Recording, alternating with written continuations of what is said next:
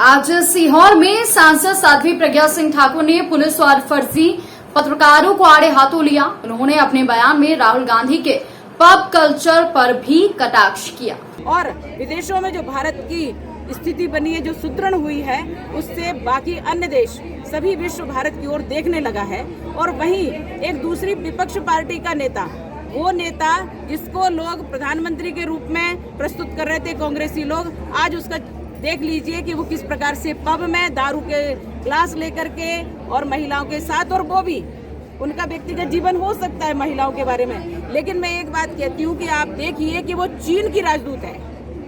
चीन की जो महिला है, जो जिसको जासूस कहा गया, ये वो महिला है जिसके रिकॉर्ड गड़बड़ हैं, कहीं ना कहीं हमारे देश के लिए घात है। और इस प्रकार से राहुल गांधी का स्पष्ट नाम लेकर के कहते हैं कि उन्होंने मुझे कहा था आतंकवादी। तो मैं कहती हूँ कि देशभक्त कभी आतंकवादी नहीं हो सकता जो भारत में जन्मा है,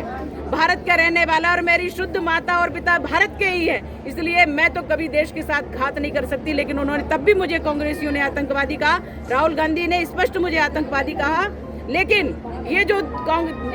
सदैव ये चीन की तारीफ करते रहते हैं, और जो इनका चरित्र कल देखा गया है किसी महिला के साथ, और वो भी चीन की महिला के साथ, वो भी जासूस के साथ, निश्चित रूप से ये देश के लिए संकट है, घातक है। और अब इनको क्या कहना चाहिए, ये जनता स्वयं जवाब देगी। सर दीदी, जिस तरह से महाराष्ट्र में हनुमान चालीसा को लेकर बात चली थी, इसमें क्या कहना चाहेंगे? देखिए, ऐसा है, क्रिया की प्रतिक्रिया होती है।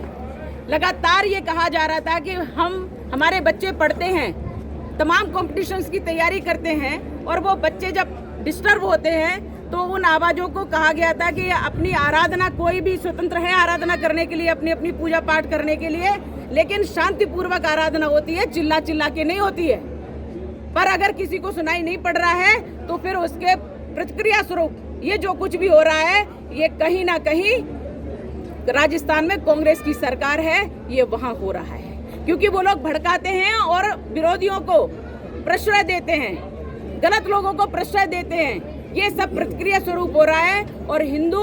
इस बात को तैयार हो गया है कि अगर आप एक वर्ग का साथ देंगे तो दूसरा वर्ग तत्काल खड़ा हुआ है, और हिंदू बहुत सहिष्णु है। लेकिन जब उसके साथ अन्याय होते होते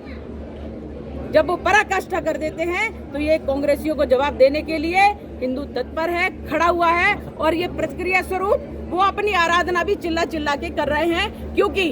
षडः शाट्यम समाचरेत, ये हमारे शास्त्रों में कहा गया है, और कांग्रेस की सरकार इसके लिए पूरी तरह से जिम्मेदार है। जिस प्रकार से कांग्रेस सरकार ने राजस्थान में